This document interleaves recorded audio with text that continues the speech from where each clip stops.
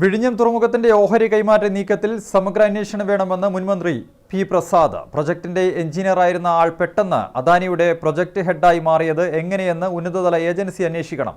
പ്രതിപക്ഷ ഉപനേതൃസ്ഥാനം സംബന്ധിച്ച് ഇനിയും ചർച്ചകൾ ഉണ്ടാകും. CPI പാർട്ടിയുടെ ആവശ്യമാണ് മുന്നോട്ട് വെച്ചതെന്നും പ്രസാദ് കണ്ണൂരിൽ മാധ്യമങ്ങളോട് പറഞ്ഞു.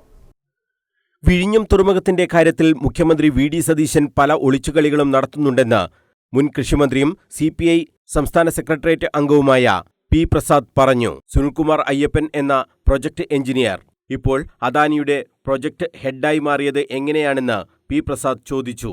വഴിവിട്ട സഹായം അദാനിക്ക് ഈ ഉദ്യോഗസ്ഥൻ നൽകിയിരുന്നു എന്ന് വിശദമായ അന്വേഷണം നടത്തണമെന്നും പ്രസാദ് ആവശ്യപ്പെട്ടു. ഇപ്പോൾ സുനിൽകുമാർ അയ്യപ്പൻ എന്ന് പറയുന്ന ഒരാൾ വിസിലിന്റെ പ്രോജക്റ്റ് എഞ്ചിനീയർ ആയിരുന്ന ആളാണ്. അദാനിയുടെ എഗ്രിമെന്റ് ഡ്രാഫ്റ്റ് ചെയ്ത അദ്ദേഹമാണെന്നാണ് ഞാൻ മനസ്സിലാക്കുന്നത്. ഇപ്പോൾ അദാനിയുടെ പ്രോജക്റ്റ് ഹെഡായിട്ട് അതേ മനുഷ്യൻ വർക്ക് ചെയ്യുന്നു എന്നറിയുന്നു. ഇതൊരു അങ്ങേയറ്റം അബദ്ധമെന്നല്ല പറയേണ്ടത്, അംഗീകരിക്കാൻ പാടില്ലാത്തൊരു കാര്യമാണ്. വലിയ അന്വേഷണങ്ങൾ അനിവാര്യമാകുന്നൊരു കാര്യമാണ്.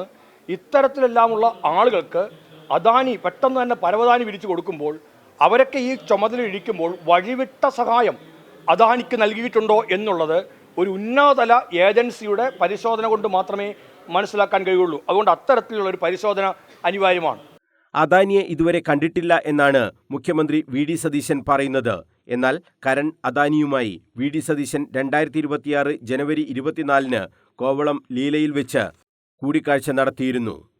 താൻ ആരെയും കണ്ടിട്ടില്ല, അദാനിയുമായി ബന്ധമൊന്നുമില്ല എന്നെല്ലാം പറയുമ്പോൾ 2026 ജനുവരി 24 കരൺ അദാനിയുമായി കോവളം ലീലായിൽ ശ്രീ VD സതീശൻ കൂടിക്കാഴ്ച നടത്തിയിട്ടുണ്ട്.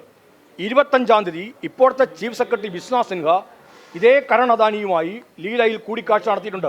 കോൺഗ്രസ് നേതൃത്വത്തിന്റെ വിലക്ക് മറികടന്നാണ് ഈ കൂടിക്കാഴ്ചകളെല്ലാം നടത്തിയതെന്ന് പി പ്രസാദ് ആരോപിച്ചു. വഖഫ് നിയമത്തിൽ കേരളം ശക്തമായ നിലപാടാണ് മുൻകാലങ്ങളിൽ എടുത്തിരുന്നത്.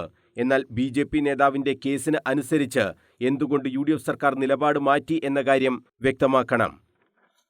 വഖഫ് വിഷയത്തിൽ പോലും ലീഗ് നിലപാട് മാറ്റി. PM ശ്രീയെ എതിർത്തിരുന്ന ലീഗ് ഭരണത്തിൽ എത്തിയതോടെ അതിന്റെ വക്താക്കളായി മാറിയെന്നും പി പ്രസാദ് കണ്ണൂരിൽ മാധ്യമങ്ങളോട് പറഞ്ഞു. News bureau, Kannur.